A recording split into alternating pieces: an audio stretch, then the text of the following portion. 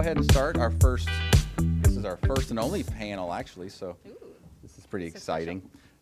So I'll welcome you first. So if you're here for sessions already, that's great. But this is the Vector Conference. This is Vector 2019, and I got to go through some sponsors really quick because they're awesome and they help us do this because we couldn't do it without them. So Gun Media was our biggest sponsor this year. They're in Lexington. They have Layers of Fear 2 coming out next month, right? Wendell Wilson Consulting. I Need Diverse Games is also a sponsor for us. RunJumpDev, Super Soul in Lexington. And EKU, I guess, is a sponsor as well, right? Yes. It's the location. So this is great. I'm really excited about this panel. I don't know. You two are awesome. So this is cool. So we have Lisa Brown from Bungie, and we have JoAnna Lio Amos from EA. And we're going to go through a couple questions, if that's... Should we introduce? Yeah, go ahead and do a little more I'll do a little spiel. Intro. So I'm Lisa. I'm a senior sandbox designer at Bungie. Sandbox is the team that does all the player atoms, like weapons, abilities, armor, exotics, stuff like that. I've been there for about 2 years. Before that, I worked at Insomniac for many years. Worked on Sunset Overdrive and Resistance 3. And then between then, I did some indie stuff for a while. I worked on Hyper Light Drifter, did some academic residency stuff.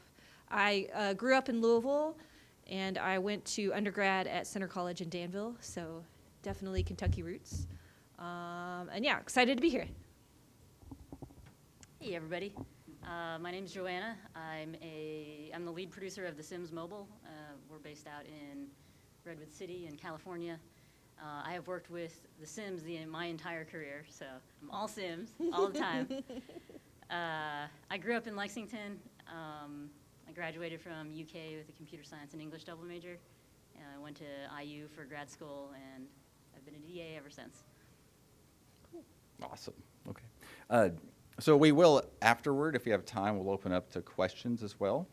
Hey, Nathan. So how did you get started in the industry? Maybe start with JoAnna? We'll bounce around? Sure. We'll bounce around between two people.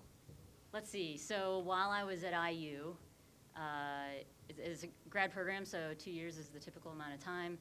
And I was looking for an internship after my first year at grad school.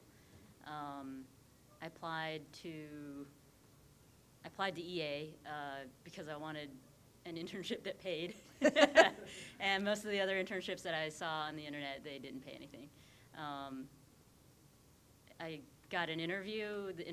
I actually talked with the entire team. It was the community management team for EA Games. And I'm like, I don't know what a community manager is, but I did some research right beforehand. I looked at their website and studied the job description. The interview went fine. It went really well. They're like, you're the strongest person we've ever talked to in an internship interview. I was like, that's great. Did a really fun summer of helping to manage the Bond franchise that we had at the time, the Lord of the Rings franchise, and Battlefield. And then did another year of school. We'll keep this the short version. The short version is that I got another internship as a production assistant with the Herbs. And they were fortunate enough to be hiring after that, so I was hired on as a designer. Cool. So like I said, I went to undergrad at Center. I double majored in art and computer science, and I also did a lot of theater. I had no idea what I wanted to do. So after undergrad, I worked in the theater for a while. I worked in web development for a while. But I wanted to figure out something to do that combined my art and my tech background. And games weren't even on my radar at the time. I played a lot of games, but I never at the time registered, oh, that's a thing you could do. It's like a job you can have. So I ended up going to Carnegie Mellon in Pittsburgh, where their Entertainment Technology Center, which is a program that combines any field of entertainment that is incorporated with technology. And that's where I got exposed to game design and got to make games, and I figured out, I really enjoy this. This is my problem set. I like it. So I got an internship at Insomniac. It was their first ever design internship. This was back in 2008. And it went really well because an internship is basically like a 3-month-long interview. So afterwards, they're like, "You're cool, come work for us when you graduate." And I was like, "Okay." And so I did.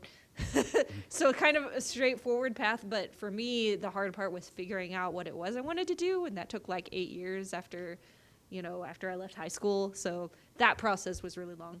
And then worked at Insomniac for 6 years, and then that was my start in my career, was just as designer from the beginning. So yep, that's how I got in. Internships are definitely the way to go for Right. getting into the industry. Well, they're like- really helpful. Yeah. One thing I didn't realize. So I did a academic residency at Harrisburg University. They had a game designer in residence program, and I was very much like, "Oh yeah, internships, the way to go. Internships are the best way to get in." But I didn't realize at the time that like the ability to do an internship is kind of a privileged position, because even though internships pay, which never take an unpaid internship, don't do it. For a lot of people, it was like, they still had to pay for their apartment. The moving cost was very high, so it's still like a high cost barrier to entry. So that can be a struggle, but if you can overcome that cost, like it's definitely.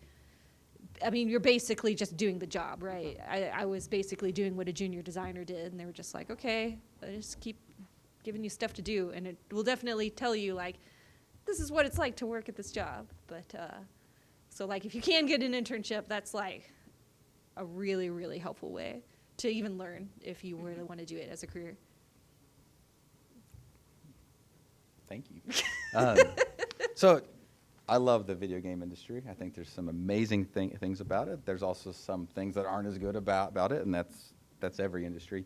I guess I'm kind of curious from personal perspective, what keeps you in the industry? Just examples and things. One thing about games is that it is constantly changing. Like you are constantly having to learn new things. It's not the sort of industry where like you go to school and learn the thing and then you do that for the rest of your career. It's like every couple of years, business models change, like genres change, the tools you use change. So like the sorts of problems that I solve on a day-to-day basis have changed dramatically since I started. There's always something new. And for me, that's really invigorating and motivating. It's like, it's never stale. I'm always having to learn, and it's really exciting for me. And that's one part that like keeps me in for sure. Yeah, like the technology changing out from under you all the time is an ongoing challenge. Mm-hmm. And there's really great competition in the game space. Like, you just go in a store and you think about the games that you love playing the most. Like when Witcher came out, I was like, I can't, how do they have time to like have all these kids playing in the street? They don't even do anything. Like you don't do anything with those kids. And like as a producer, one of the things that we're trying to solve all the time is scope. How do we what are the things that are most important? How are we going to get it in? And they just seem to have massive scope. And I'm like, how do they do that? So there's always somebody out there who's raising the bar, and we want to meet that. We always want to bring the best to our players.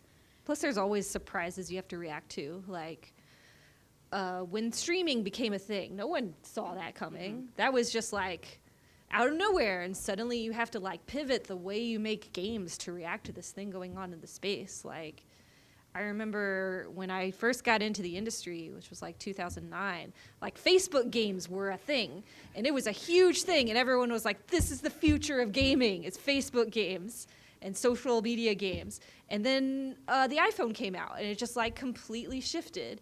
And these sorts of changes happen all the time. It's impossible to really predict what's going to happen next. And for some people like me, that's really exciting. Like that's something that I really enjoy, is having to constantly learn and react to new challenges.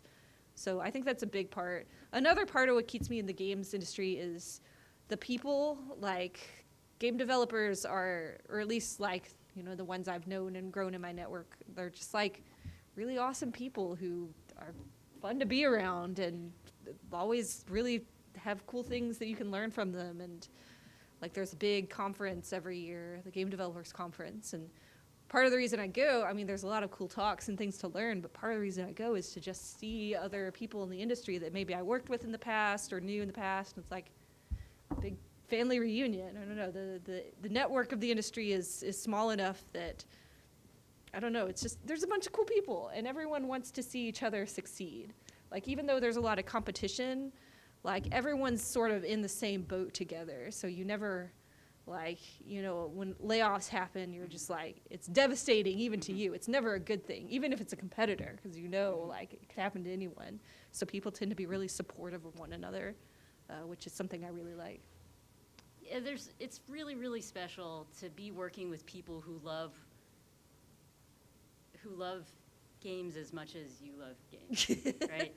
Like, even for players, I know there are a lot of players out there who don't have people they know personally in their own life who love playing a game as much as they do. And I really feel for those people, because to be able to share this experience, like the way that you do with movies or the way you do with shows, it's just such a enriching thing. And to be working in games with people who love games is like the pinnacle of that experience. So I definitely value that ability.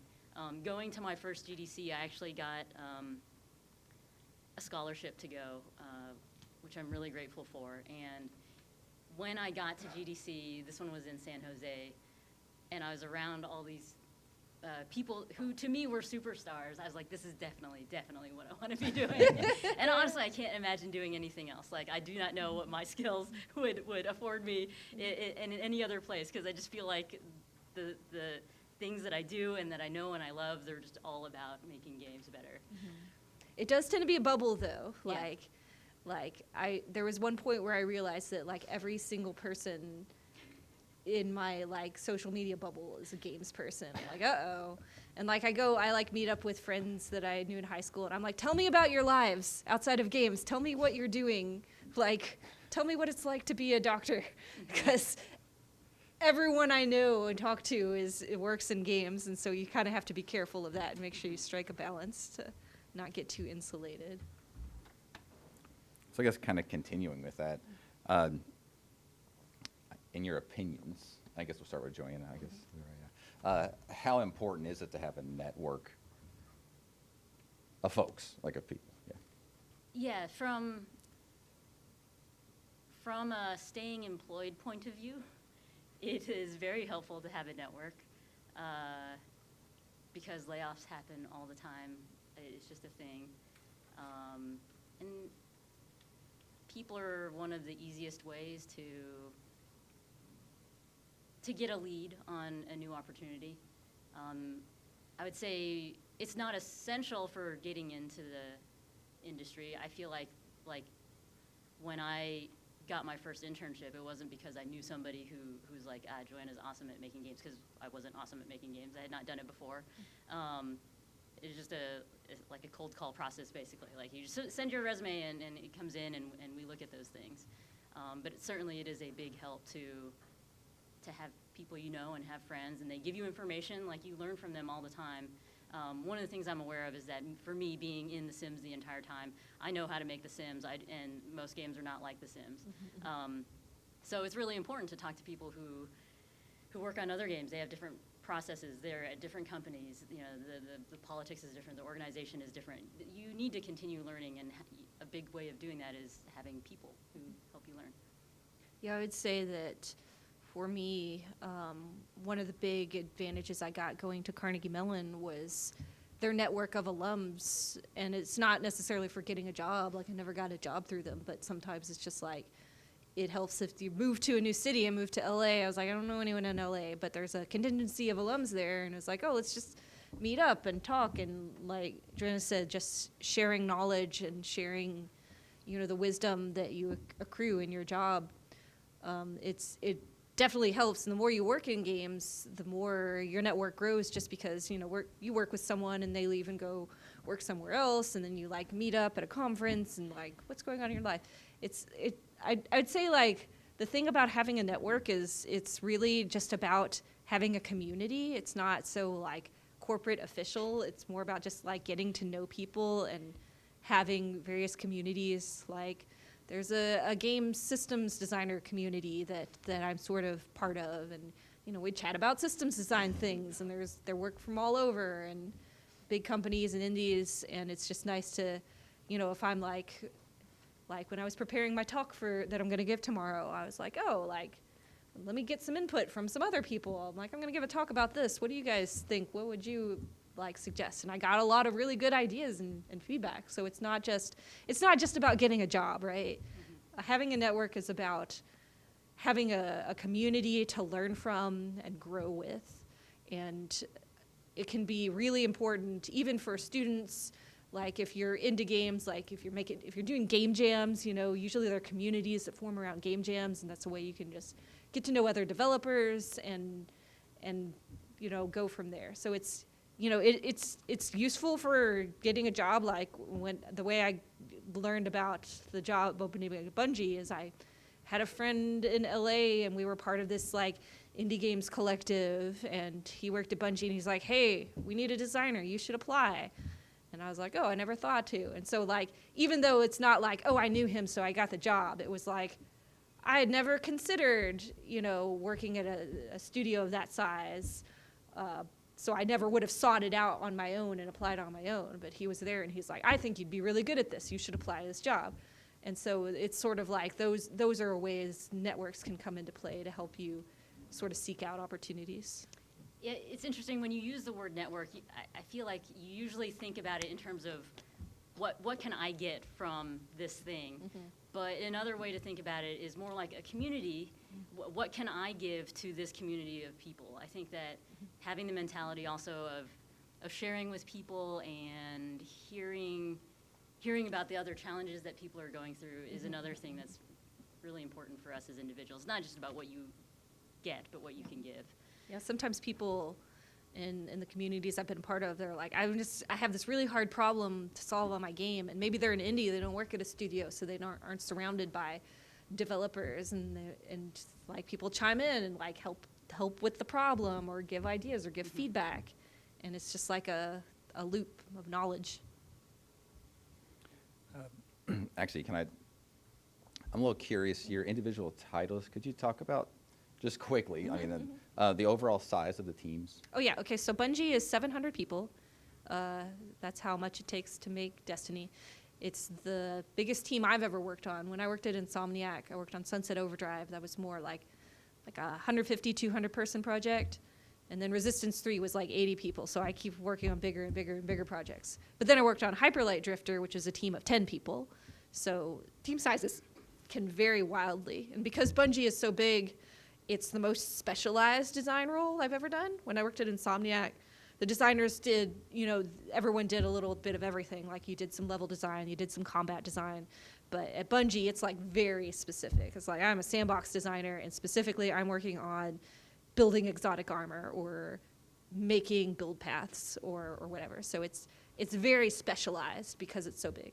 And that was a new experience for me, but they have their pros and cons. Like the nice thing about being a generalist is you get your hands in everything. You get to like be a part of lots of different things. The nice thing about being a specialist is you get to do the one thing you're really good at and just do that. And that can be like really liberating as well. So team sizes and functions and roles just very wildly all over, I would say. Let's see. So on The Sims Mobile, we don't often talk about numbers. Oh, it's okay. If you're not allowed to It talk has about it, too, that's Secret okay. numbers. It has fluctuated between, let's say like 50 and 100, Okay. you know, depending on the Yeah. phase of Sure, development that sure, you're at. Sure. Which is very large, I would say, for your average mobile game. Sure. Now there are, you know, mobile games vary in size. So if you look like at Machine Zone's games, there's so many people on like Game of War, and some you know you just have your one person thing. But yeah, our size was relatively large for mobile. Okay. The Sims 4 is a much bigger team. When we're making base games for Maxis, we can definitely top 200 people or so. Yeah. The number of people who go into making the various expansions and other things is smaller. And then you get places like Ubisoft, where you have teams of thousands of people literally working on games like Assassin's Creed across multiple studios.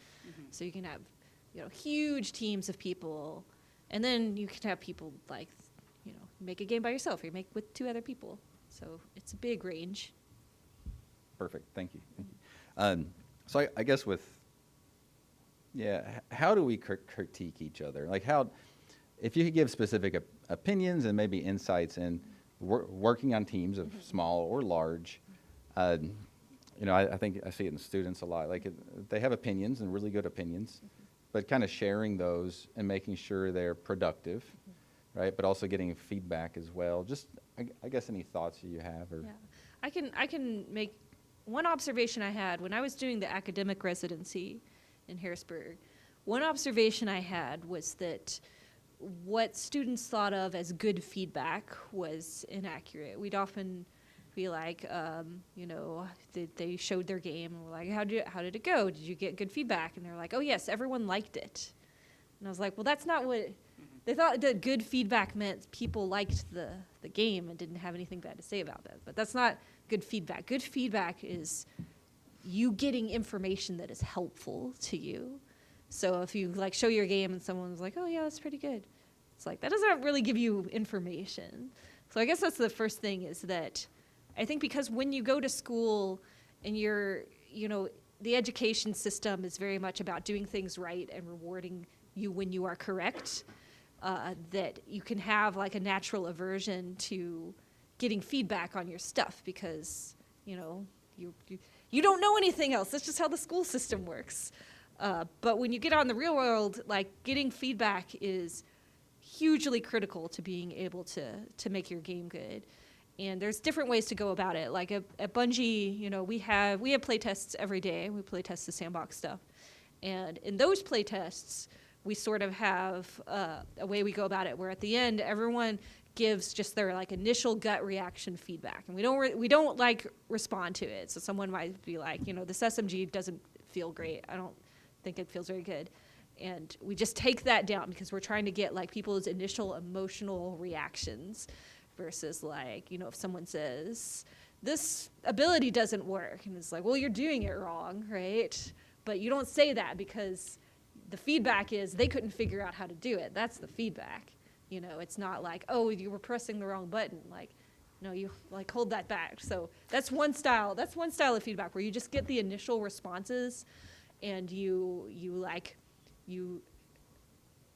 just like quiet the urge to correct people or explain like what they were doing wrong, because in that situation the feedback is they couldn't figure it out. So that's the problem you have to fix. And then in other situations, it's more of a back and forth where you're trying to figure out the specifics, and it's like, like that's where you give more of like, well, this is how it's supposed to work, and then that person's like, okay, well, here's an idea on how to do that.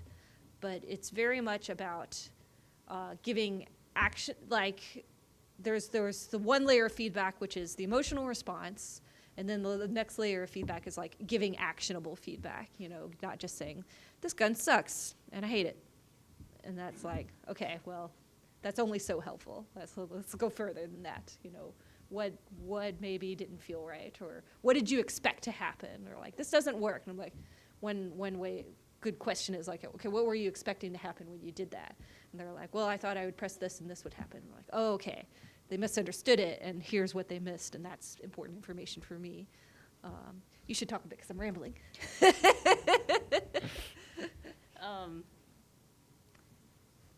One of the things that I try to keep in mind when I'm giving feedback is what kind of input is the person looking for. Mm-hmm. Like maybe they don't want to know all of the things that went wrong. Maybe they just kind of want you to say like, that was cool, and right. then move on. Mm-hmm. And sometimes they're like interested in the nitty gritty of like mechanics. Is the person a designer? Are they an artist? Are they a programmer? What is the kind of feedback that they need? Because like, we actually work with ETC students from CMU, and so I actually, I think like 2 days ago was talking to some folks about their senior project, like their grad projects. And one of the things was, it was VR. You had these slime blobs, and you could interact with them. But the physics were not really there. It was like not very satisfying physics. And so I like turned around to address the programmers specifically, and I'm like, hey, what are the things that you guys what's the direction in which you want to take this project? They actually didn't have specifics. And so I'm like, okay, well, an interesting problem, a thing that could be interesting to solve is how much work is it going to take to make these things feel really good as slime blobs? Like right now, they're just more like pool table balls. You know, they don't really interact with each other. And I'm like, it's probably a lot of work. You guys haven't done that before. I think it's an interesting problem to see how much it would be. Is that a direction you want to go in? Maybe for their project, they just wanted to like get the VR part working and not at all the physics part, in which case, you know, maybe they don't want all the other feedback. But like a lot of my feedback was about, here are my expectations as a player. If I'm interacting with these things that look blobby, then they should blob together, right? So considering the audience, I think, considering the audience who's asking for the feedback is important. You don't have to solve the problems for them. A lot of times it is just, as a player, here's what my experience was. Here was what was confusing for me. When we get in discussions, like when we're having build reviews, a lot of times I'll have an impression or a desire of how I would like something to be changed, but other people might have a different opinion. And so in those cases, I usually try not to dictate, okay, well, we're definitely making that icon green. It's more like, well, now that it's playable, let's put it in front of more people and see how they respond to it. Because this is especially true with mobile games, that we have so many ideas about what's right, what will work, and then you put it in front of people and it's totally wrong and you have to overhaul the whole thing. Basically, the sooner you get it out in front of them, the sooner you can get feedback from a lot of people. And really the customer is right in a lot of senses, right? I think another thing that students often struggle with is wanting to have as much done as possible before they show it, because showing something that's unfinished or partial feels like unintuitive. But it's really, game design is so iterative that really, like, as soon as you get anything even remotely playable, like, get it out there, because you could get feedback that completely changes what you're going to do. And it's a lot easier to change it when you're very early and like make little changes, like change something, get it out there, change something, get it out there. And I found that for students that can be hard, because so much of school is about like you turning in like complete work and turning in finished products. And it's not like that with games. Like games is iterative. You have to like get what you have working and show it and iterate on it. One other thing about feedback that's it's more applicable to large studios like Bungie. One thing we have to be careful of is knowing, like, if you're a lead and you give someone feedback, making sure they understand, is this feedback or is this direction? Like, we have these three categories. We have feedback, direction, and random ideas. And direction is like, all right, as a lead, we need to change this because of reasons, you know, like you have some information and it's like you've worked on it a while and it's like, all right, let's make the call, y'all need to do this.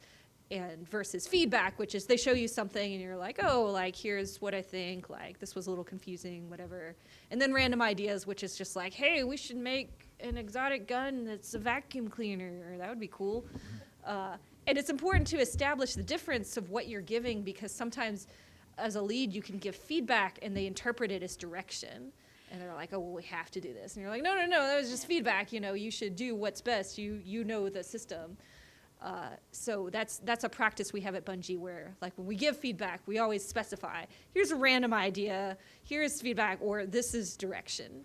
And that really comes more into play at big studios where you have, like, you know, a hierarchy of management. It's but it can be a useful practice to get into, even when you're on like a small team. Just knowing the difference between, like, no, we have to change this versus here's some terrible idea. It's probably terrible, but maybe it'll give you a spark of an idea of something cool, you know.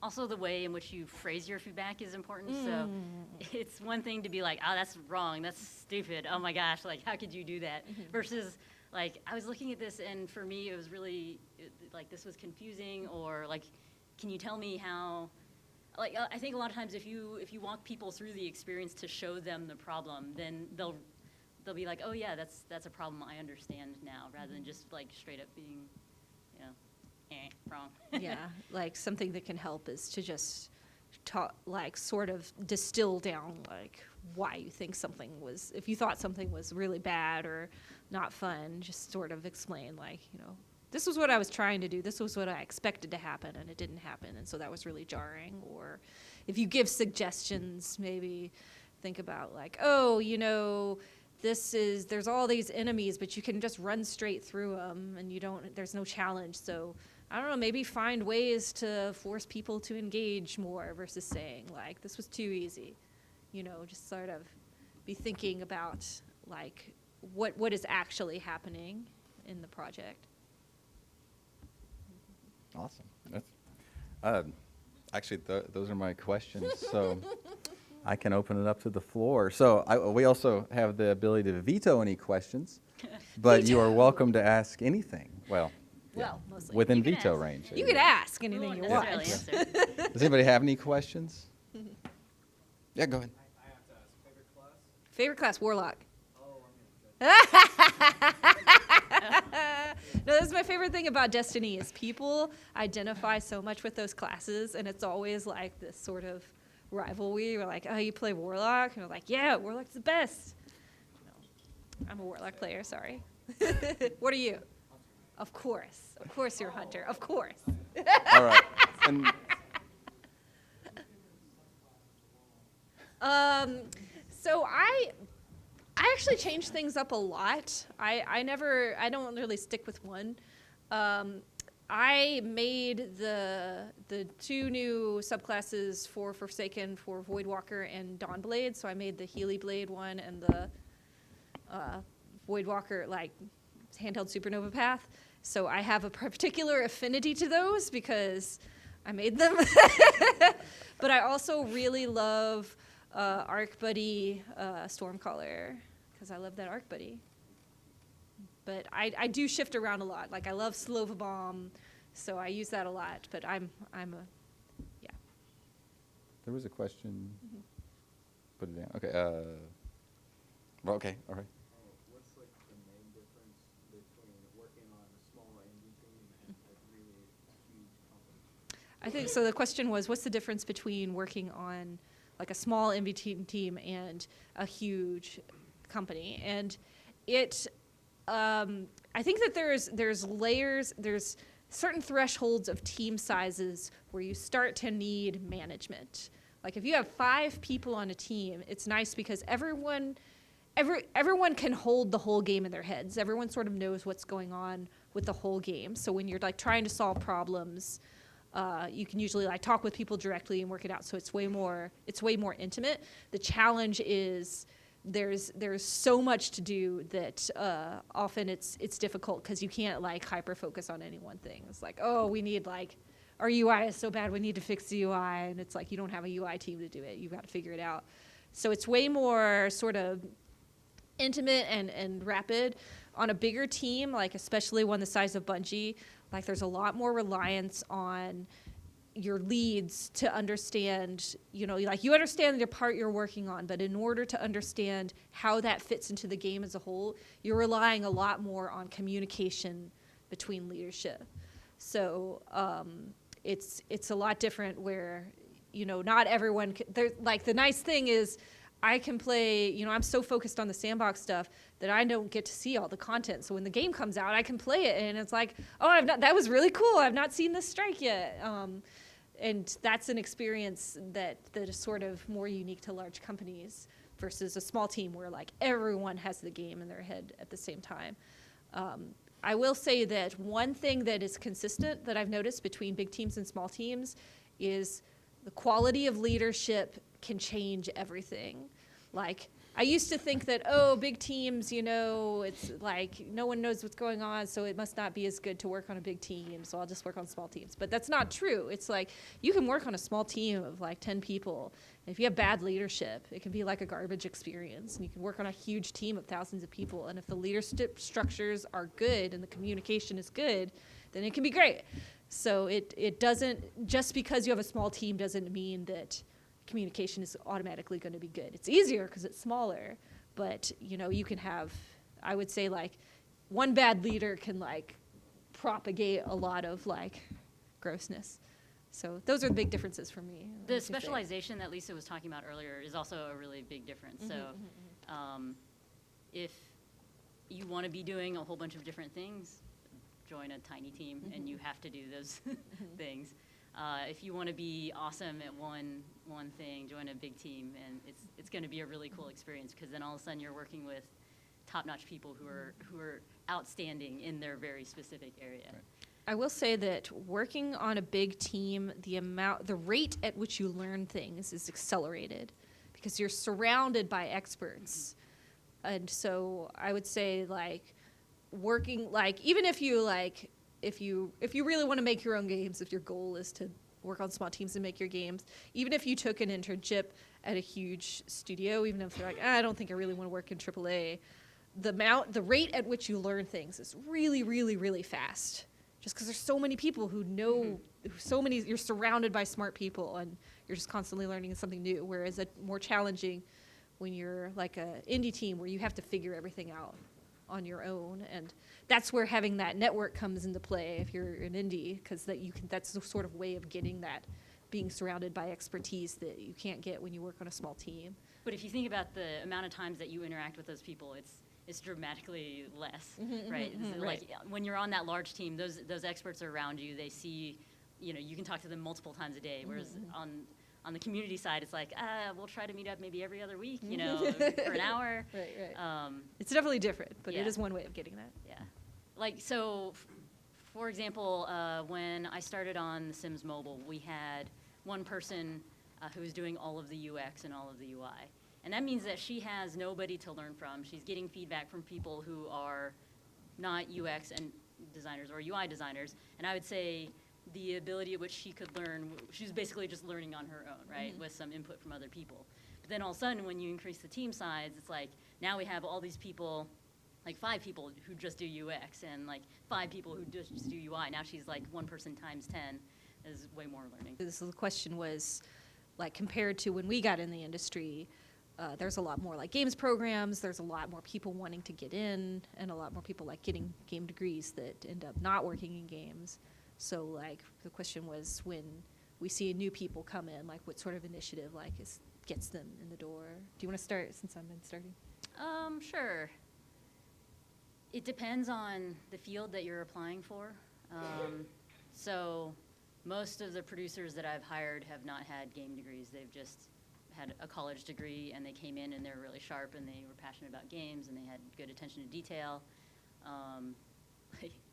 Production is in some ways so much easier than getting any other role, because like in other roles you have to actually prove that you can do something. And in production you're just like, I have these skills that are innate to me, and that I've kind of polished up. I am a producer, so but if you're in the camp of, like, you do art, you do programming, or even if you're a producer, it helps a lot if you have something demonstrable.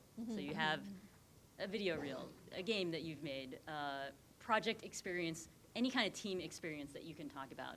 That team element matters a lot to me, because you're going to be working with other people. Absolutely. You're not going to be the solo superstar. You have to be working with other people. So I'm also looking for things like some fundamental communication skills. If you are the kind of person, like, we don't necessarily have to have great communication skills from, like, all of our engineers, but, like, you need to be able to sit and talk to people, get code reviews, give code reviews. There's just some basics like that. So I would say for design, we're usually looking at what you can do. So having a portfolio is hugely important, and like JoAnna said, showing team projects on there is important. And I would say, like, including side projects, like, side projects count as experience. Yeah. Like, put that stuff on your resume, that counts. But we're often looking at, like, at least for big studios, something you have to remember is that when we're looking to hire someone, we're looking to have someone who can solve a particular problem for us. So sometimes it's not about you. Like, I remember at Insomniac we had an art internship, and it's like, we're going to have a lot of cars to make, so we're looking for portfolios for people who have cars or hard surface. And so, like, it's not that you're a bad artist, it's just there happen to be looking for a particular skill set to solve a particular problem they have. And you can't really predict that. You just got to put out what you're good at and what you can do.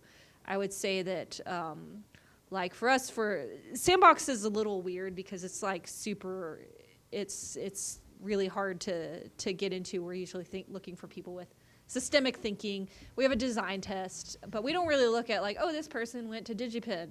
That's, we should look at them. It's like, we just skip down to the portfolio and the skills. Even though there are a lot more game programs now, where you went still it's not really important. It's more about what you can do. So if going to a school is your way of getting that experience, then that's good, but it's not the only way. I will say one thing I see with more and more game schools is people who, especially in undergraduate, is people who go straight into focusing on games sometimes are lacking in other base skills, like because they're not taking like humanities or whatever.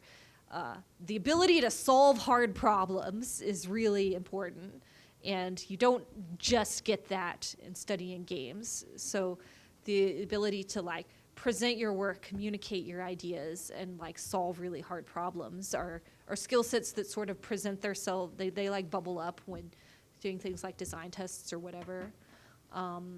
So it is really hard. It's really competitive. I would say that right now is like the golden age for the hobbyist, because there's so many resources right now that it's really easy to make a game. Like you can go home and make your own game right now. But like you said, actually getting a job in the industry is difficult because there's so much more competition, especially with games programs, like generating so many students with these skill sets. So it's very difficult. It's difficult for me to offer advice on like how to get a job now because, like 10 years ago, things were so different. So, but it's always, as far as from a perspective of someone who's looked at applicants and like junior applicants, like looking at portfolios and seeing like what can you do, and also especially if you're a designer, being very explicit about what you did on a group project, because you could be like, I was on a group project and we made this game, and I was like, well, what were you responsible for? Did you do like, what were the hard problems you solved on this game? Stuff like that.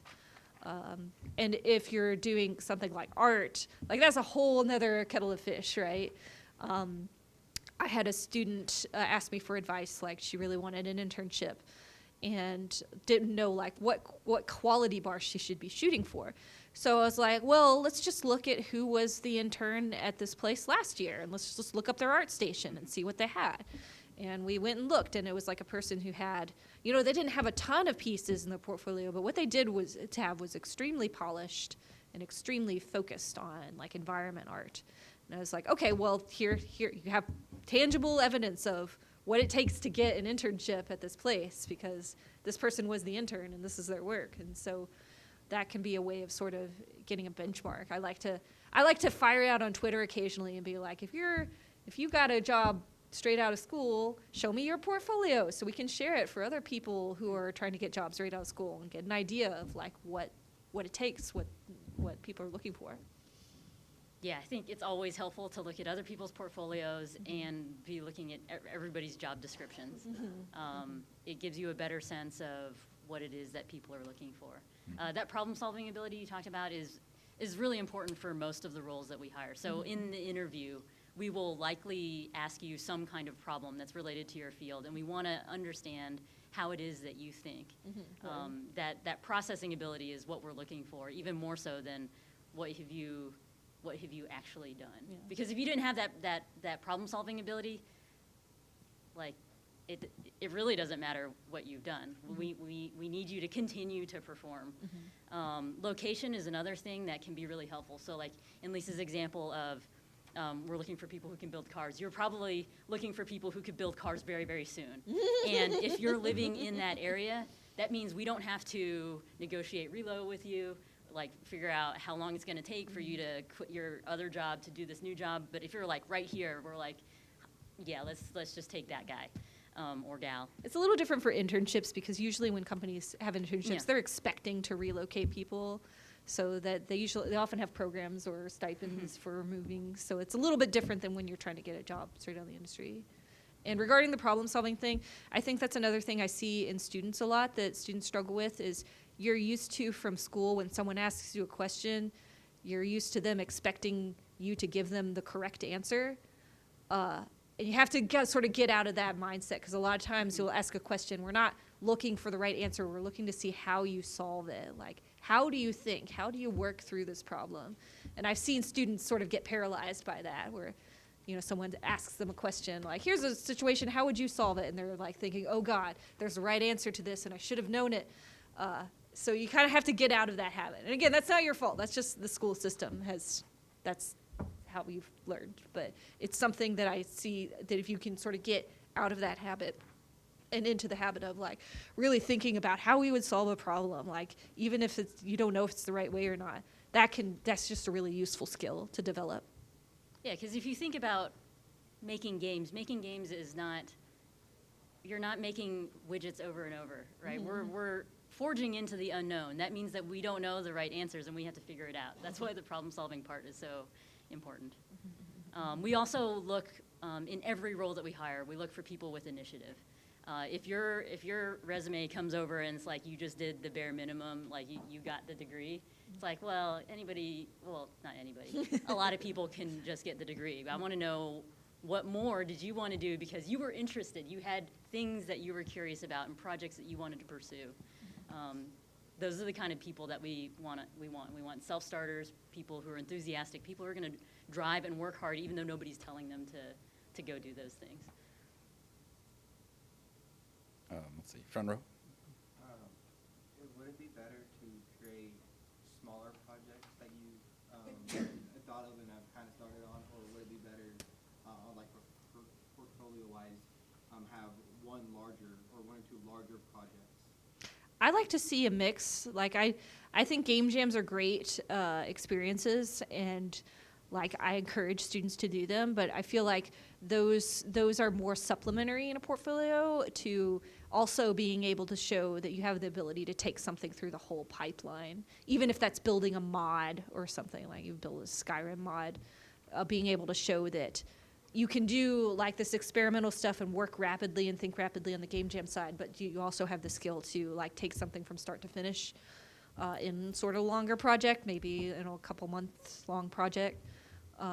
So I think being able to see both sides of that is really helpful. And I know a lot of people do, you have your student projects you do in class, but it's also really great, like Joe said, to see outside work, to see like side projects, to see things that, it doesn't have to be a whole game. Like maybe you're making, I know a guy at Insomniac that his thing was like multiplayer network programming. That was sort of his thing that he was into.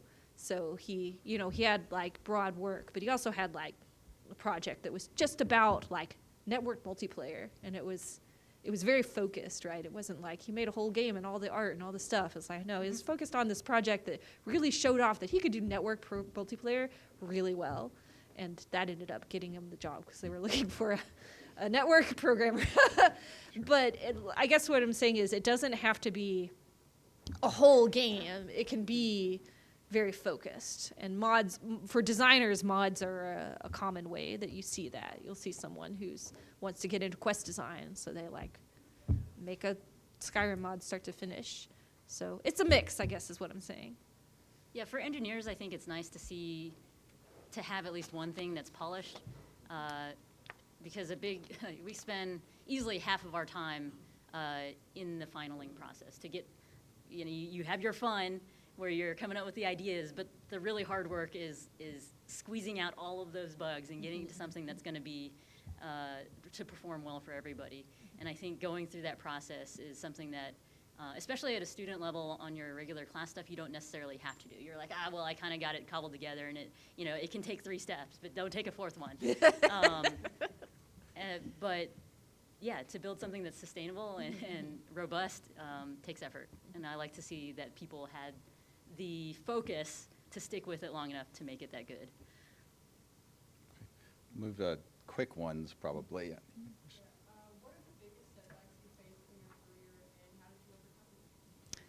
For me, That's a well, quick you question. wanna start? Question was, what are the biggest setbacks? Yeah, Setbacks. I've got one in mind, so I can Go start. for it, yeah. For me, is health. I have fibromyalgia, which is a chronic pain and fatigue syndrome.